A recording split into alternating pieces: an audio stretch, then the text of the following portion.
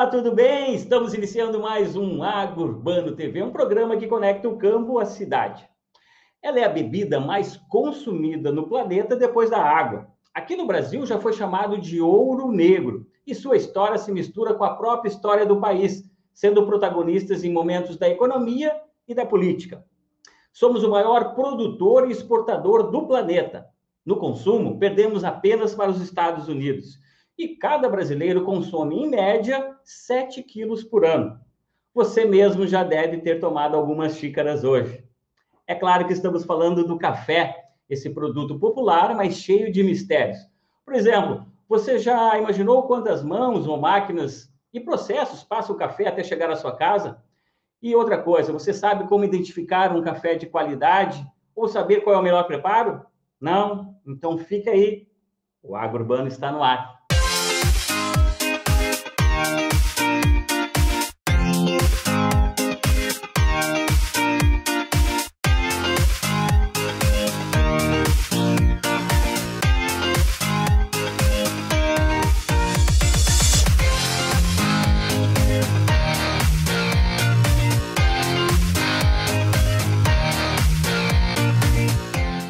Olha só, de acordo com os especialistas, existem mais de 26 tipos de café.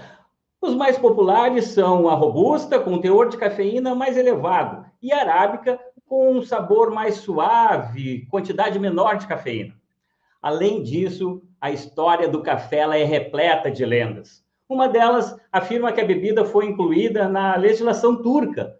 Assim, as esposas poderiam pedir divórcio caso os maridos não provessem a casa com uma cota específica do produto. Meu amigo Sandro Marques, por acaso não está faltando na sua casa café aí, não, né? Não, aqui não falta café. Emerson, eu estava até lembrando de uma história. Há um tempo atrás eu fui fazer uma prova de certificação para minha formação como degustador de azeites e marcaram a prova muito cedo e você não pode tomar café por um período. Eu quase subi pelas paredes. E não era só eu, não. Alguns colegas que estavam comigo lá na Itália, a gente terminou a prova umas 9 horas, todo mundo subindo pelas paredes, precisando de café. Mas aqui em casa não tem risco de divórcio, tem tanto café que até a sobremesa de hoje, que eu vou dar a receita para quem está assistindo a gente, é feita à base de café. O café ele é cheio de lendas, cheio de mistérios, curiosidades, né? Você tem uma amiga em São Paulo que sabe tudo de café, né? Quem sabe você apresenta ela para nós e a gente já vai apresentando nossos convidados e vão trazer luz para esse assunto, vão trazer informações, curiosidades. Quem sabe a gente começa aí apresentando nossos convidados. É isso aí. Uma das participantes de hoje, convidada para o nosso programa, é a Kelly Stein, uma jornalista que caiu numa xícara de café e saiu dessa xícara turbinada. Ela sabe tudo sobre café e eu tive a honra de ser o professor dela na pós-graduação em Gastronomia, História e Cultura do Senac. Boa noite, Kelly. Olá! Boa noite, tudo bem com vocês? É um prazer imenso estar aqui conversando sobre duas coisas que eu mais adoro, né? Comunicação e café. Que legal, Kelly. E olha só, hoje é uma curiosidade e uma coincidência bacana, porque a nossa outra convidada também, a Débora que está em... Onde é que é a cidade, Débora? Me fugiu agora o nome da cidade. São Lourenço do Sul, a Costa Doce Gaúcha. A Débora Sartori, ela é jornalista também, ela também é proprietária de uma torrefadora lá em São Lourenço, e também ela foi uma pessoa que foi seduzida pelas questões do café e tem aí uma história muito bacana para contar para a gente hoje. Muito boa noite e obrigado pela presença, Débora. Obrigada, Emerson, que prazer enorme estar aqui. Realmente, eu ainda sou um bebezinho nesse mundo do café, que é um mundo absolutamente incrível, enorme, encantador, e eu realmente fui seduzida. Eu sempre amei café, assim como sempre amei vinho e um chimarrão, um bom mate, como todo gaúcho, mas o café me pegou pelo coração, pelo estômago, pelo cérebro, por todos os meus sentidos, assim, e está sendo uma experiência incrível, enriquecedora. Todos os dias eu aprendo e vejo que não sei nada ainda. Então, realmente é um mundo incrível. Vem com a gente para esse mundo, porque tem muita, muita, muita coisa para aprender. E a gente vai tentar, então, falar um pouco sobre esse mundo, né? Que, como a gente disse no início, ele é repleto de curiosidades interessantes. Quem sabe a Kelly podia fazer um breve resumo, talvez, dessa história, contando um pouco sobre o tipo de café que a gente consome no Brasil, um pouco do perfil do consumidor aqui brasileiro, de modo geral, assim, né? Claro, claro. É um prazer. Eu acho que antes de falarmos do perfil atual dos consumidores, é importante trazer um pouquinho das lendas, como você mencionou, que eu acho que é super interessante. Acredite ou não, o café chegou no Brasil por meio de contrabando, veja bem. Dizem que no Brasil não tinha ainda as plantas de café, e aí ainda no Brasil colônia, o imperador pediu, então, para Francisco Palheta ir até a Guiana Francesa e pegar algumas mudas e sementes. Isso foi em 1720, na verdade esse foi o registro histórico, 1727, se eu não me engano. E isso foi a primeira expedição oficial da coroa portuguesa em busca dessas mudas, dessas plantas. Só que aí não sei o que é história e eu não sei o que é verdade ou não. Dizem que o Palheta seduziu Madame d'Olivier, que era a esposa do regente da Guiana Francesa, e ela contrabandeou para o navio algumas plantas de café. Se você olhar o livro História do Café, que eu super recomendo, gente, porque é como se fosse um registro histórico, uma certidão de nascimento sobre o desenvolvimento industrial do Brasil. Esse livro chama História do Café, de Ana Luísa Martins, e ela fala que, na verdade, já existia plantas de café no Brasil 54 anos antes de Palheta, só que não era uma missão oficial. Então, fica aí essa curiosidade.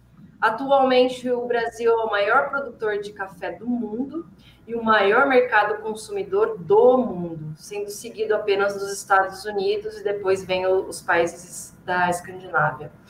E o Brasil conquistou, né, a coroa do rei, o grande produtor, graças ao pioneirismo, inclusive, de Dom Pedro, porque ele apostava muito na ciência do café.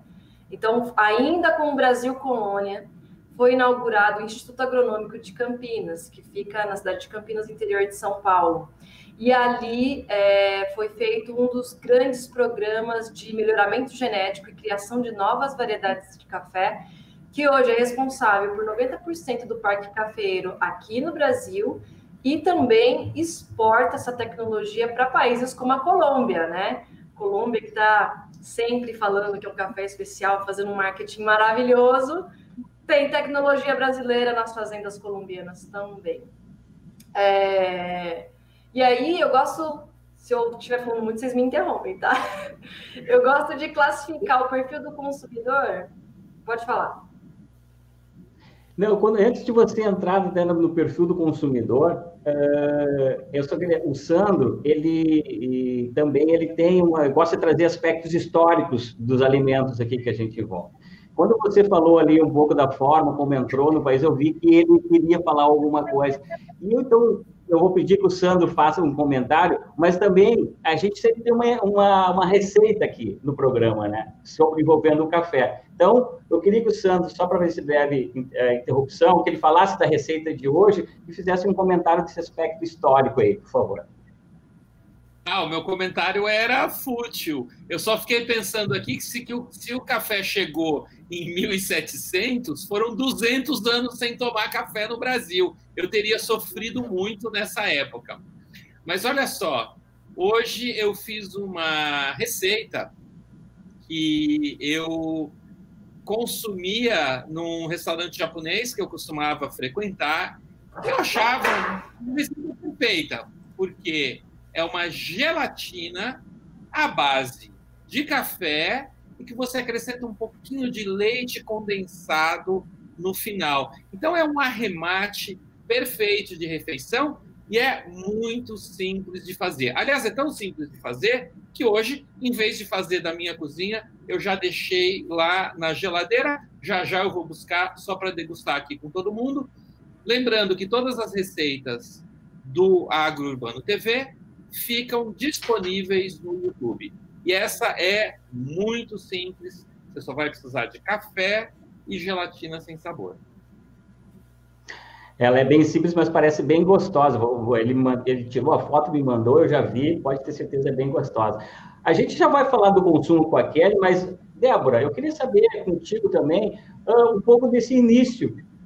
Você é uma jornalista, né, que trabalhava durante muito tempo já nos veículos de comunicação, e você migrou para a questão, no caso assim, a gente diz a urbanização, mas a ruralização, se é que pode dizer, mas você já também trabalhava já com a atividade do agronegócio, né, com o jornalismo rural também. Tinha um pouco já do conhecimento do mercado e de algumas particularidades da cultura. Foi em função disso ou foi em função realmente desse gosto, por esse cheirinho gostoso do café e por essa bebida que está sempre presente, né?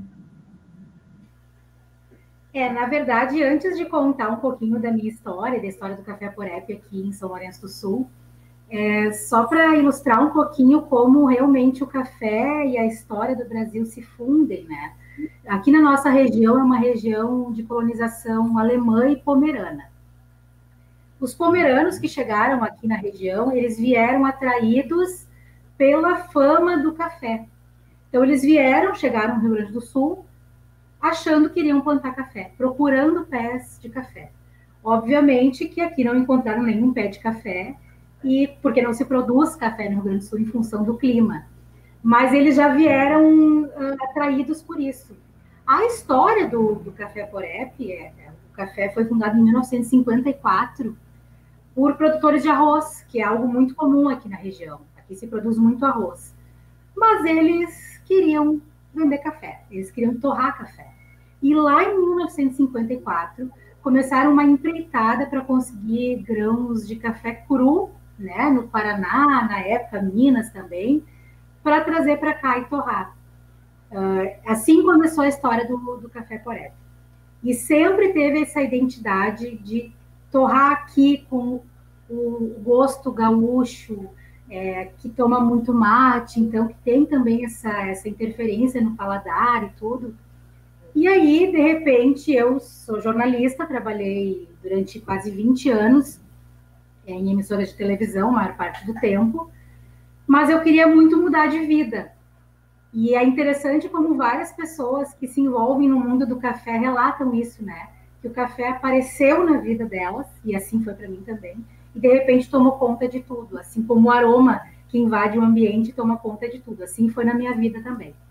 Aí uma história familiar de querer ter uma vida mais tranquila, mais legal, mais light, menos urbana, né? Menos de capital. E aí decidimos, então, nos mudar para São Lourenço do Sul, que é uma cidade linda, margeada pela Lagoa dos Patos, a maior laguna da América do Sul, uma cidade muito bonita. E aí queríamos muito ter uma vida mais tranquila aqui. E que tem tudo a ver com essa velocidade do café, né? Parar e tomar um cafezinho, é mais ou menos isso que a gente queria para a nossa vida. Eu tenho formação em marketing no agronegócio, então alguma coisa, né, durante os anos que eu trabalhei no setor, a gente também toma gosto, é um setor incrível, né, extraordinário, que tem muito conteúdo, enfim. E, de repente, a gente descobriu que essa torrefação, que já é muito tradicional aqui na região, estava à venda. E aí, eu e meu marido, que somos do empreendimento, nos olhamos e dissemos, vamos? Vamos. E fomos.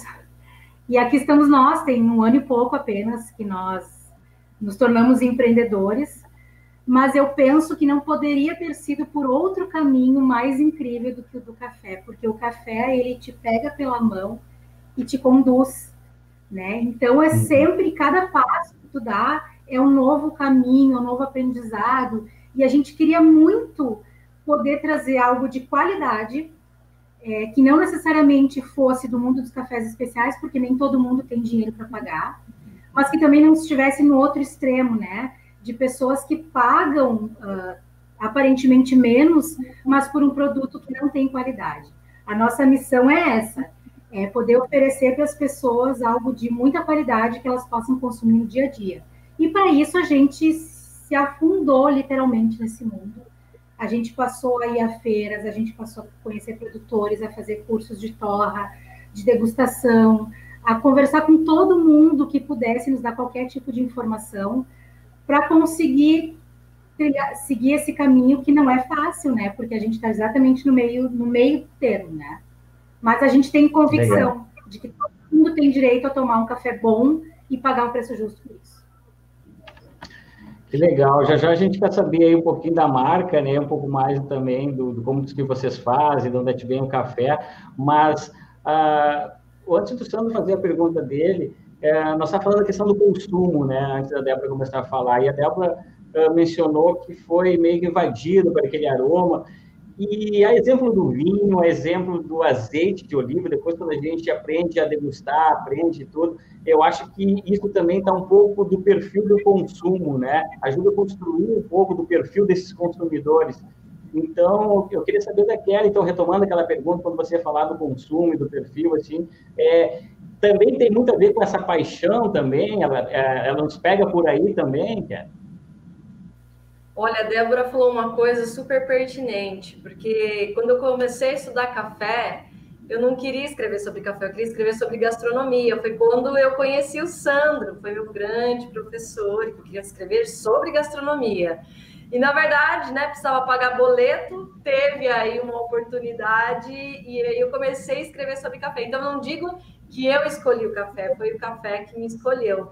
E com muita gente, não é, Débora? Com muita gente é desse jeito também. E é engraçado, porque quando a gente entra, né, Débora, nesse mundo, a gente imagina, é só um café. No meu caso, eu falava, eu vou construir um portfólio de reportagens de café por 6 meses e vai acabar o assunto. E eu estou nessa estrada, Emerson, há mais de 10 anos, estudando, fazendo curso em eventos nacionais, internacionais. E aí eu queria aproveitar uma deixa e falar que eu fui a jornalista que lancei o primeiro podcast de café do Brasil e o primeiro bilíngue do mundo. Então, é realmente uma paixão e eu acho muito interessante essa conexão que nós brasileiros e muitos consumidores em países produtores têm com o café. A gente tem uma memória afetiva muito arraigada com a nossa origem, com a nossa família. Então, no caso, o meu avô era administrador de fazendas de café em Echaporã, uma cidadezinha perto de Marília, interior de São Paulo. Ele aprendeu a contar contando sacas de café. Então, todo brasileiro, se não tem um familiar envolvido de alguma forma com café, conhece alguém. E a gente tem esse privilégio de catar o carro, dirigir por 2, 3 horas e tropeçar numa fazenda de café. Isso não acontece em países consumidores, como Europa, Ásia e Estados Unidos. Então, a relação com o café muda completamente. Aqui a gente tem aquela coisa gostosa e afetiva do café da vovó, do café naquele coador de pano, a gente sente em casa. Então, é meio rural, é aconchego. Já nesses grandes centros, é mais urbano. Então, é aquele café to go no copinho principalmente em Nova York, né, de papelão. Então, é muito cultural essa relação com o café. E a Débora falou uma coisa extremamente importante, falando sobre esse mundo de café especial e dos cafés gourmet e tradicional. Para quem não entende direito, existe, assim, do mesmo jeito que existem aqueles vinhos que a gente toma na hora do almoço, no meio do expediente. Então, você quer uma coisa simples, tem esse café mais sensorialmente simples, com um preço mais acessível. Mas também tem aquelas ocasiões especiais, onde você quer abrir aquela garrafa de vinho, aquele azeite para dar aquela última finalização no prato, que você não vai usar todo dia. E no café é a mesma coisa. Então, às vezes, tem algumas pessoas, alguns profissionais ou consumidores de café especial que torce o nariz assim para os cafés de supermercado, os cafés gourmets. Eu acho que isso é uma grande bobeira, porque existe café para todos os bolsos, para todos os gostos e para para todas as ocasiões. Eu até gaguejei, eu me empolguei. E então, inclusive, o mesmo consumidor, no meu dia a dia, eu tomo um café mais simples e tal, mas aí quando eu recebia pessoas da minha casa para tomar um café, eu escolhia um bem bacana, exclusivo, ou com uma acidez muito alta, ou com um corpo pungente. Então, muito bom. E parabéns pelo trabalho, viu, Débora? Legal. Sandro, tem alguma pergunta nesse sentido? Olha, tem uma pergunta assim que eu tenho uma coisa que a Débora mencionou que me deixou curioso. Só fazer um comentário que a Kelly começou essa última fala dela falando, assim como você vai beber um vinho no almoço ou no meio do expediente, eu queria fazer esse expediente aí da Kelly, que tem vinho no meio do expediente. Débora, no começo também da sua fala, você comentou sobre o gosto que o gaúcho procurava no café. E eu fiquei muito curioso com isso. O que você pode contar sobre esse gosto peculiar? É porque a gente sempre pensa nas referências que as pessoas têm, né? Quando elas vão sentir gosto, enfim, elas também trazem as suas referências, né? O gaúcho toma mate da hora que acorda, às vezes até a hora que dorme, né? Então, é muito, muito aqui o hábito. Eu sei que não é só aqui, que eu sei que essa é uma realidade do Brasil, mas eu vou colocar algo que é bem regional, assim. O café super torrado. Eu sei que tem a ver com o tipo de café que é ofertado também, para esconder as imperfeições e tudo, só que isso acaba que vira uma referência para os consumidores. Então, o nosso desafio é tentar fazer um trabalho não é de educação, né? Não quero ser pretensiosa, quem somos nós, mas de mostrar para esse consumidor que ele pode tomar um café menos torrado e que ele vai sentir mais, ele vai se permitir sentir mais esses aromas e sabores do café, né? Longe daquilo que às vezes ele tem como referência, aquilo que se chama de café extra forte, né? Então a gente procura também encontrar esse meio termo, porque afinal de contas ele tem que gostar, a pessoa tem que gostar. Eu sempre, né, esse mundo de cafés especiais às vezes é extraordinário, tem pessoas fazendo um trabalho incrível, mas ele não pode ser excludente, né? A pessoa tem que gostar e querer aprender sobre aquilo, e a partir dessa porta de entrada é que a gente consegue mostrar para ele um trabalho diferente um pouco daquilo que ele está acostumado. A gente conseguiu fazer isso a partir do mercado de grãos, né? Porque aqui a venda, o perfil do nosso empreendimento é basicamente café, sempre foi basicamente café moído. E aqui a gente tem um público diverso, por exemplo, a região tem uma colônia muito forte, né? Há muitas e muitas famílias que moram no interior e que produzem fumo, por exemplo, produzem soja, produzem milho, produzem arroz. Então, são pessoas que conhecem as coisas desde onde elas vieram. E é um público consumidor muito forte nosso, para o qual a gente se dedica muito, porque esse público conhece o processo todo e ele sabe o que é a qualidade final e por que aquele produto custa aquele preço. Mas, enfim, o que a gente procurou fazer, então, foi tentar democratizar um pouco o mercado de grão aqui na região, que ainda é muito menor do que São Paulo, a gente não pode nem comparar, mas a gente tentou, através das máquinas superautomáticas, que se sabe que não é o melhor caminho, mas é um caminho, é uma porta de entrada, para a pessoa conhecer um café moído na hora. E aí ela se interessar e vir aqui conversar com a gente, sentar no nosso escritório e ficar 2 horas conversando, acompanhar uma tarde ou uma manhã de torra aqui conosco, para ela conseguir captar esse processo todo e entender um jeito melhor de tomar café. Como a gente conhece sobre o chimarrão, sobre a erva mate, a gente conhece muito sobre isso, né? Como a gente sabe que a cuia determina o sabor, a temperatura da água, enfim. Então, a gente está fazendo um trabalho de formiguinha, muitas vezes de ligar para cliente por cliente. Olha, esse café que eu estou te entregando agora, tu vais ver que ele está um pouquinho menos escuro, e talvez tu ache ele, no primeiro momento, um pouquinho menos forte, mas procura te abrir para essa possibilidade. Esse é o jeito mais correto de torrar café, a gente precisa respeitar o ingrediente, né? Então, e também, assim, nem todo ano o café vai ser igual, né? O tal padrão. Não, porque tu estás tomando um produto que é artesanal praticamente. Então, isso é bom, né? Essa falta de padrão, entre aspas, é bom. Significa que tu estás considerando as características de cada safra, de cada produtor, de cada lote. Então, o nosso trabalho vem sendo nesse sentido, de mostrar para o gaúcho, né? Aqui é uma venda bem regional, assim, não é para o estado todo, mas que ele pode se abrir para um café menos torrado, ele pode ter um moedor em casa e moer na hora, ele pode tomar um café excelente no coador de pano e vai ser um sabor excepcional, assim, dentro do que aquele café pode oferecer. E, assim, é um trabalho diário, incansável, mas a gente precisa fazer aquilo em que acredita. A gente não pode ceder simplesmente ao que as pessoas consideram que é o melhor, porque às vezes elas só não conheceram algo diferente. Então, o nosso trabalho vem sendo esse, assim. Legal essa experiência aí que a Débora está trazendo, né? Como a gente está acostumado só aquela coisa mais industrial, é também uma experiência de como mesmo falou, né? Mais artesanal e tudo.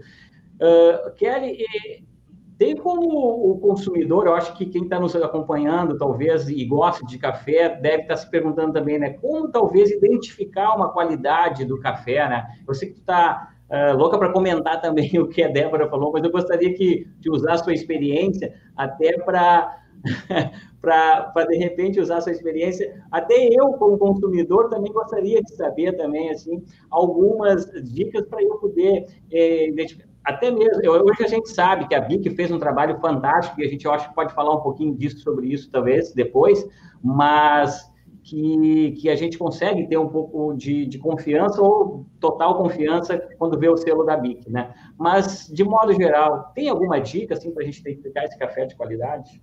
Tem várias dicas, mas eu acho que um conceito importante para o consumidor ter em mente é a questão do amargor que a Débora mencionou. Lembrando que existem o amargor natural de um produto, por exemplo, um Giló, ele é um amargor.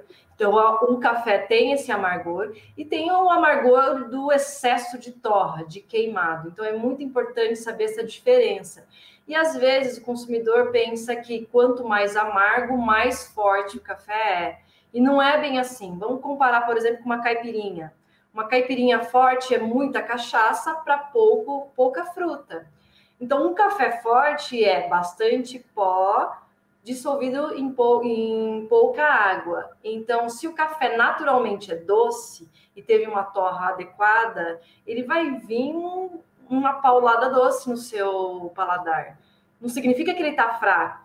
Tanto que eu gosto de mostrar, olha, a cor do café, tá vendo? Ele não é pretão, porque a torra foi respeitada, o ingrediente foi respeitado. Para você que quer comprar café no supermercado, a Associação Brasileira da Indústria do Café fez um trabalho por anos de garantir que o seu café não tenha impurezas. O que é impureza? Pau, pedra, terra, porque o café é vendido por quilo. Eu gosto de falar que esse seria o café Elis Regina. É pau, é pedra, é o fim do caminho, é marcar o seu gastro, porque realmente tem gente que fala que café faz mal para o estômago. Não é o café, gente. São essas impurezas que estão aí e por isso muita gente torra bastante, moe, para a gente não conseguir ver. Então, por isso que a Débora falou, a gente aqui no Sul, a gente está tentando mostrar e democratizar a venda do grão. Deixa eu ver se dá para ver aqui. E é isso que eu recomendo mesmo, porque aí você consegue ver o que tem, né, no saquinho. Outra coisa, sempre olhe a data da torra. Quanto mais fresca, quanto mais recente for a torra, melhor o seu café. A BIC, ela tem um selinho de pureza que é importante você dar uma olhadinha, que é um jeito simples do consumidor identificar se é Elis Regina ou se não é, entendeu? Legal, Kelly. Aqui no Agro Urbano a gente também tem um espaço onde que o Sandro Marques fala sobre os azeites. Sempre dá alguma dica também, como essas que tu trouxe do café também. E no quadro de hoje, o que a gente vai ter? Já que a gente está falando de ponto de torra, a gente vai falar sobre grau de maturação de azeitona. Vamos então para o quadro Um Rio de Azeite e a gente já volta depois do intervalo com a Débora e a Kelly.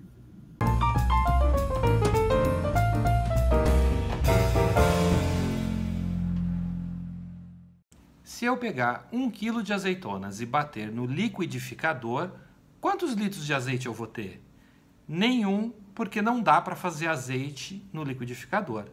Mas no lagar são necessários de 8 a 10 quilos de azeitona para produzir um único litro de azeite. A quantidade de óleo por fruta varia em função do grau de maturação da azeitona, da quantidade de polpa e do tamanho do caroço. Aliás, o caroço pode conter até 20% do azeite obtido de uma azeitona. Nós estamos agora em plena floração, aguardando uma excelente safra em 2021. Até lá, continue provando os incríveis azeites brasileiros, valorize os produtos regionais e na hora de cozinhar, não se esqueça, não precisa ser um fio, pode ser um rio de azeite.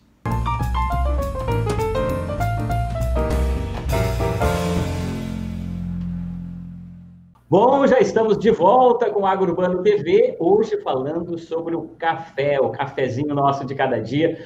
E no primeiro bloco aí a gente conversou bastante sobre alguns aspectos mais de características, né, seja do próprio café, como também da origem, enfim. E o Sandro também, ele falou sobre a sua receita, que agora eu acho que ele vai nos apresentar essa receita e vai nos mostrar como ficou essa receita à base de café, Sandro.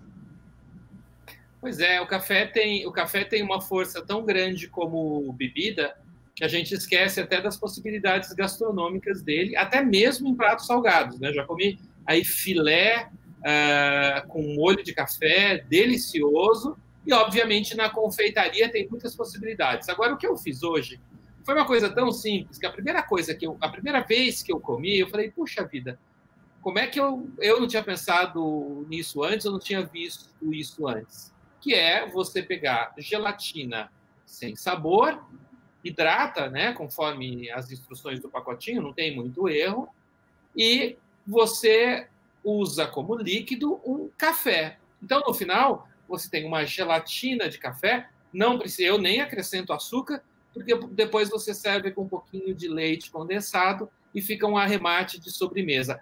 A receita é só isso, só tem um truquezinho na que eu fiz, que dá um pequeno up, que é umas raspinhas de limão no final. E aí a combinação fica imbatível, porque eu tenho o amargor do café, o doce do leite condensado e uma acidezinha do limão. Quando terminar de gelar, no finalzinho do programa, eu trago aqui para vocês verem. Mas olha, posso aproveitar para fazer uma pergunta? No mundo dos vinhos, a gente já tem um turismo bastante estabelecido. No mundo dos azeites, com quem eu convivo bastante, a gente começa a ter iniciativas de olivoturismo muito bacanas também. E no mundo dos cafés, o turismo é um segmento, uma dimensão estabelecida aí da cultura do café? Quem quer responder? Kelly, quer falar? Posso falar sim. Nossa, me deu uma água na boca essa sua receita, gente. Esse truquezinho do limão. Vou fazer com certeza. Sobre turismo, o turismo rural, em geral, no Brasil é bastante precário, não tem muita infraestrutura. O dos vinhos olha só, e é engraçado, porque o pessoal não pensa que vinho é rural, né? Tem as vinícolas. Então, existe sim, principalmente no Brasil, um turismo voltado para vinhos, bem sofisticado, com bastante infraestrutura no sul, mas a parte do café mesmo, a gente sendo o maior produtor de café do mundo, o maior mercado consumidor, não existe muito. Tanto que antes da pandemia, eu fechei parceria com uma especialista de turismo, e lancei o Coffee Trips, que oferece experiências de café no meio urbano e rural. E um dos grandes desafios é a infraestrutura mesmo, assim. Então, os produtores não têm essa mentalidade empresarial de transformar a sua propriedade, talvez, numa mini pousada. Então, é difícil achar isso. E é muito engraçado que são pessoas muito simples. Então, elas falam, não, a gente põe colchão aqui na sala e dorme aqui todo mundo, não tem problema. Eu falei, não, calma, não é bem assim, né? Não vou colocar estranho na sua casa. Eu também não... Então, é muito complicado. Eu tenho alguns parceiros, onde a grande maioria a gente vai visitar, sim, a fazenda, mas a gente sempre viaja para uma cidade maior, pertinho, que tem pousadas e hotéis. Então, é um desafio. O Sebrae tem feito aí grandes ações para apoiar o turismo rural, não só do café, mas ainda estamos engatinhando. Sandro, olha só, o turismo, a gente aí viu aí que talvez ainda não está desenvolvido na lance do café, mas já existe os Coffee Hunters, né? A Débora lá já me contou já que eles já saíram no Brasil aí, já em busca já de alguns produtores. E eu imagino que vocês também, né, Débora, essa questão de preocupação de atender às exigências da BIC, né? Isso faz com que vocês vão em busca também de um produto de qualidade, onde que vocês também têm a segurança, né, dessa matéria-prima que vocês estão trabalhando. Só voltando um pouquinho no turismo, que a Kelly estava falando, São Lourenço do Sul é uma cidade turística, e está se consolidando muito voltado para esse turista que busca uma tranquilidade, que busca, às vezes, até o campo, né? Então, aqui tem um roteiro, Caminho Pomerano é o nome do roteiro, e que, de certa forma, também eles contam a história da chegada dos pomeranos, que lá, nesse programa, eu falei que está ligada ao café, né? Que eles vieram para cá procurando café. E a gente nota, assim, como os turistas têm muita, muita curiosidade.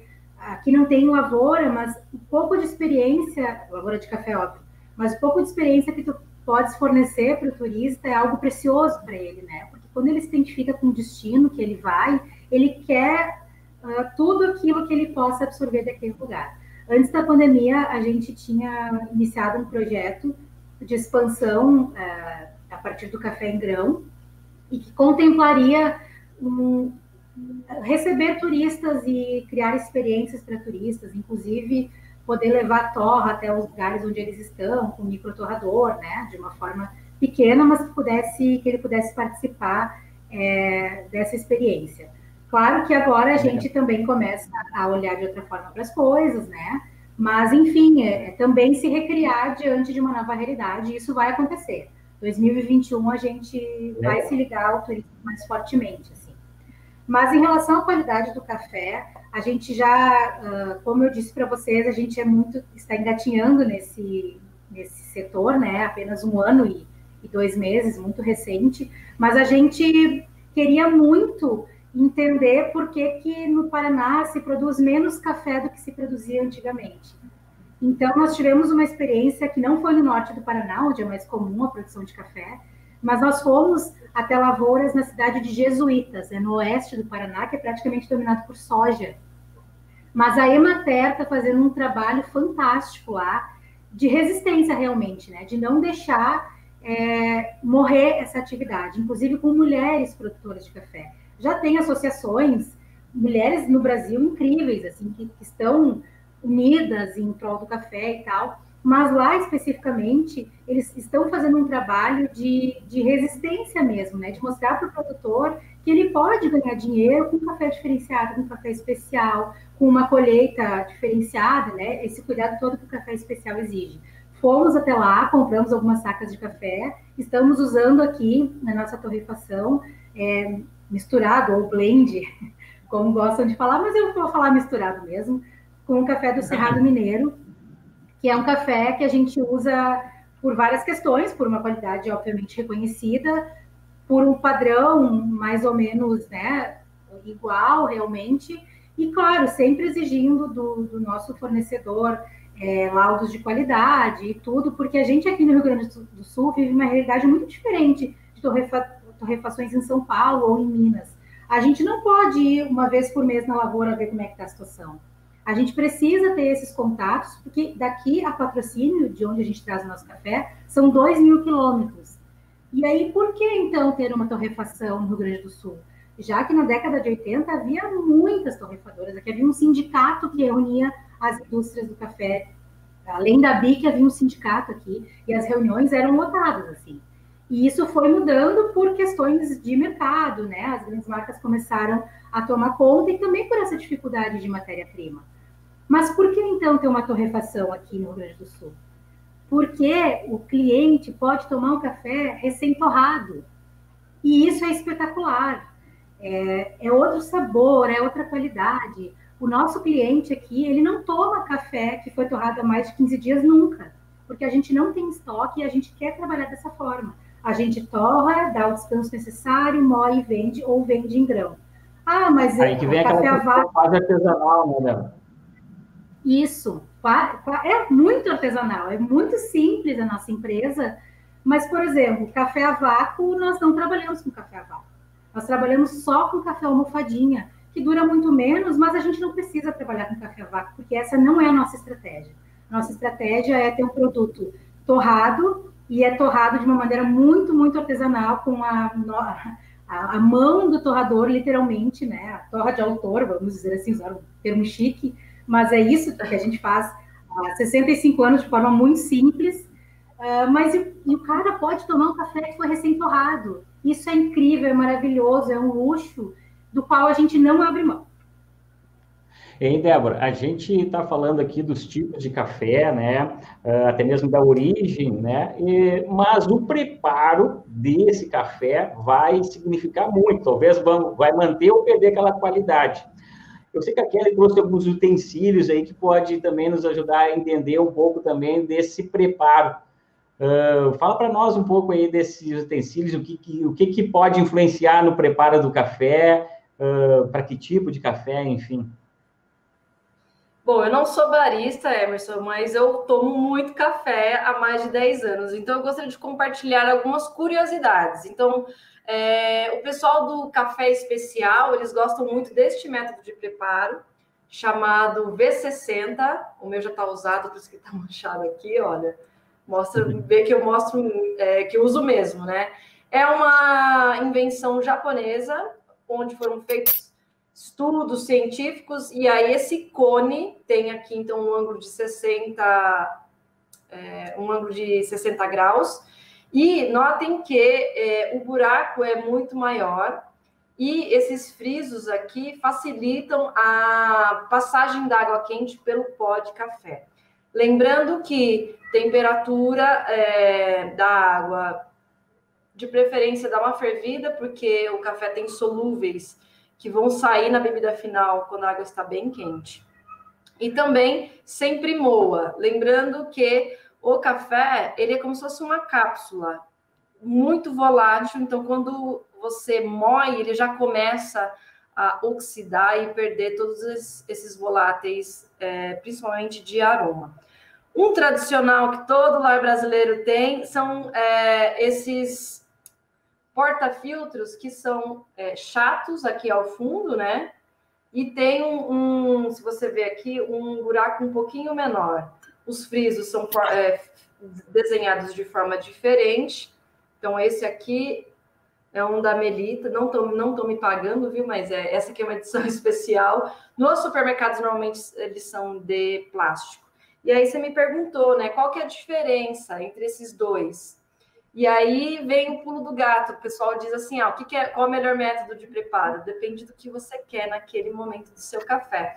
Então, esse daqui, que tem um fundo mais chato e um furinho menor, ele vai demorar mais para a água descer. Então, quanto mais tempo de contato da água com o café, você vai conseguir extrair mais corpo, então fica um corpo mais pungente e mais doçura. Já este aqui, a V60, né, que passa um fluxo mais rápido de água, ele consegue extrair mais acidez. Então, eu tenho vários, eu tenho esses dois que eu uso no meu dia a dia e vai depender. Ah, e como este aqui tem um design um pouco diferente, o filtro dele também é diferente. Ele é cônico. Eu tenho uma outra dúvida também, essa é uma dúvida pessoal minha. E aí já vai na questão assim, dizem que é uma heresia colocar açúcar no café, né? Isso aí é fato, realmente? O verdadeiro café deve se consumir ele mesmo sem açúcar? O que tem por trás disso daí, Kelly? Na verdade, eu não gosto disso. Você vai tomar o seu café do jeito que te dá prazer, com as pessoas que você gosta. Se é com açúcar, tem gente que coa na garapa, tem gente que serve com um pedacinho de rapadura. E assim, gente, não tem regra. O café está ali para te dar prazer. O que eu faço com os meus convidados às vezes, porque assim, a gente já espera que o café é super amargo, então já coloca um monte de açúcar e às vezes o café nem precisava. Então, para os meus convidados, eu faço uma sugestão de dar um golinho no café antes de pensar em colocar adoçante ou açúcar. E aí, na maioria das vezes, a pessoa fala, nossa, nem precisa. Então, a própria pessoa decide que não é necessário colocar. Mas isso é bacana partir da pessoa, entendeu? Desculpa interromper, mas o café é seu, você faz como quiser, né? Acho que tem que começar por aí. Mas é interessante propor, como tu falaste, né? Sugerir. E aí, tem a ver também com o paladar, as referências que aquela pessoa está com, né? Se é uma pessoa que come coisas muito doces o tempo todo, ela não vai se acostumar com café sem açúcar. E tá tudo bem, tudo certo. Mas ela pode tentar diferentes tipos de café e talvez ela encontre um que ela consiga tomar com menos açúcar, por exemplo. E o teu café, Sandro, como que é? Depende. No momento que eu estou precisando de um certo carinho, assim, que eu estou cansado, eu boto um pouquinho de açúcar. No momento que eu estou precisando de um up, assim, aquela coisa agressiva, vai sem açúcar mesmo, para aquele assim, na minha energia. Então, o meu café eu consumo de acordo com o meu humor. Mas tem uma coisa que eu gostei muito, que eu vi, e que tem a ver com o consumo de vários produtos, que é o legal é o prazer da descoberta e não a armadura ou a rigidez de uma regra. Porque a rigidez de regra é chato. Regra de harmonização, regra de faz isso com aquilo. A gente pode chegar aí numa maluquice que a gente vai ter que começar a harmonizar o café com o azeite, com o vinho, com a cor da gravata, com a cor da meia, e aí a gente fica completamente travado. É diferente. O legal no vinho, no azeite, no café, no chocolate, é o prazer da descoberta. Descobrir que as coisas podem ser diferentes. E ao descobrir que as coisas podem ser diferentes, a gente quer experimentar mais. E ao experimentar mais, a gente valoriza os pequenos produtores que estão fazendo coisas que não são padronizadas. E ao valorizar os pequenos produtores, a gente promove uma cultura gastronômica e promove uma economia também que é saudável para o país, para equilibrar com outras grandes questões do agronegócio, que são importantes, mas que são necessárias, né? Então, o equilíbrio é o ponto mais importante e o prazer da descoberta. É isso aí mesmo. Concorda, Kelly?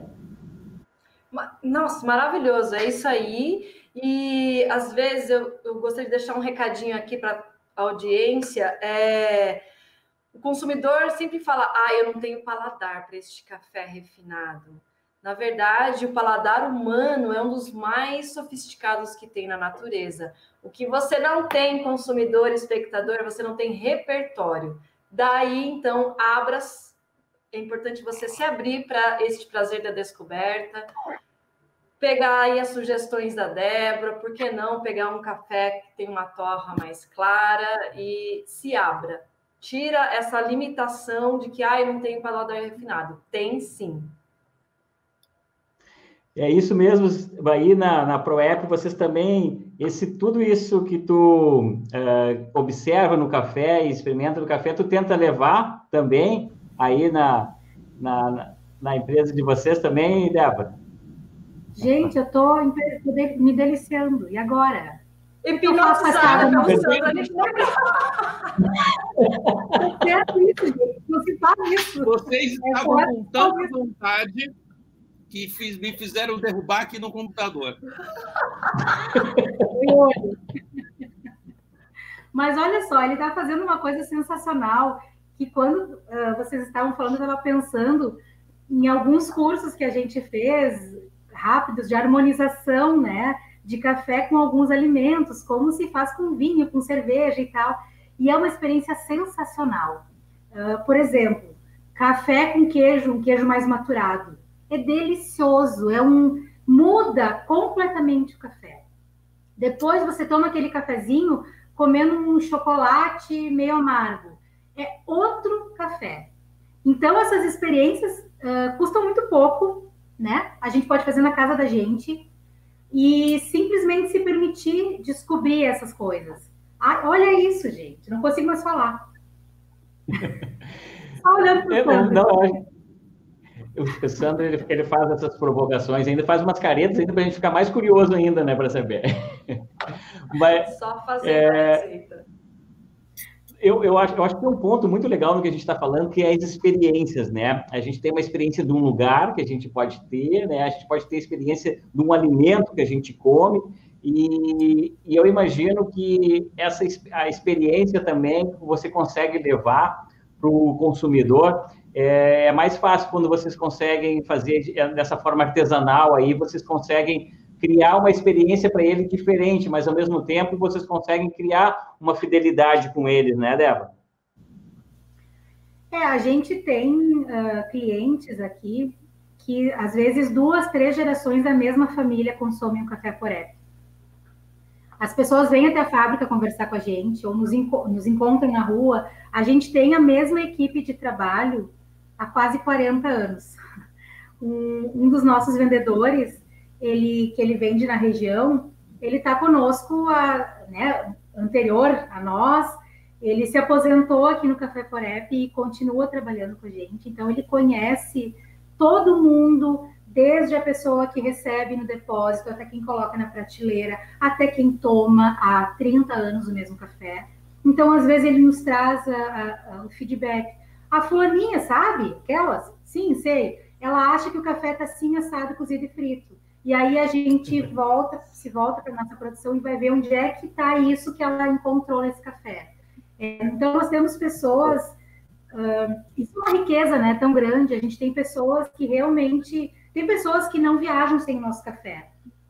Que fazem viagens fora do Brasil e tal, e passam aqui na fábrica. Eu vim comprar uns pacotinhos de café porque para me garantir. Vai ter só café ruim no hotel, sei lá. Então, a gente consegue... Acho que algo que poucas empresas conseguem, que é essa proximidade. Mas isso tem um motivo. Quando a gente comprou a empresa, a gente não desconheceu tudo que havia sido feito até então, né? São 65 anos de experiência. E o antigo proprietário, o seu Elmo, quando ele já estava mais velhinho, ele queria se aposentar e queria curtir a vida dele e queria visitar o filho que mora no Nordeste. E a gente disse para ele, seu Elmo, agora não vai ser possível. O senhor vai ter que vir na fábrica todos os dias e nos passar tudo que o senhor sabe. E só depois da gente fazer a primeira compra de café que o senhor está liberado para conhecer o seu filho. E assim foi.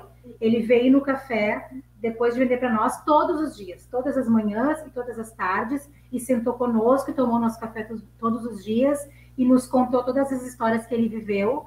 Então, a partir disso, a gente construiu o nosso degrau, mas a gente nunca desconheceu o que veio até então. Então, eu acho que esse respeito ele deve permear todas as relações, principalmente na relação com o produtor rural, né? Porque se não tem um café de qualidade lá, não há o que se possa fazer na torra para mudar isso. A gente potencializa o que o café já tem de bom. A torra pode acabar com o café, mas nunca tornar ele maravilhoso se ele não foi bem cuidado lá na lavoura. Então, eu acho que a gente, como sociedade, como mundo, né, seja em qual área que a gente estiver, a gente precisa olhar para o que é feito, para o que passou com respeito e então construir coisas novas a partir dessa base que existe. Isso que a Débora está falando é bem legal, né? A alma da marca. É isso, meu especialista Sandro Marques, o homem que conhece aí de brand, seria a alma da marca.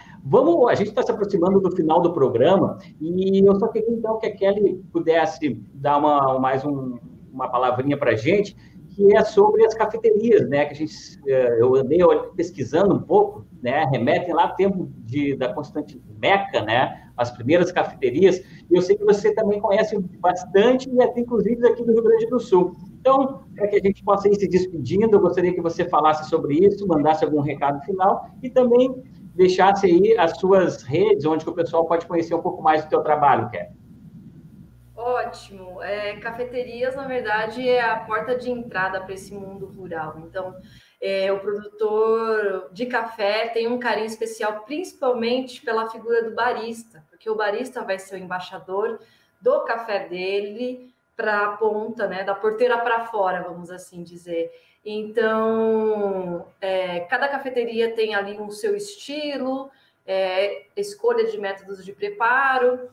No passado, as cafeterias tinham essa função intelectual, onde grandes revoluções nasceram. A Revolução Francesa nasceu naquelas cafeterias de Paris, e isso veio conquistando o mundo, porque se o pessoal tentava fazer uma reunião intelectual com vinho, saía tudo, não saía nada, né?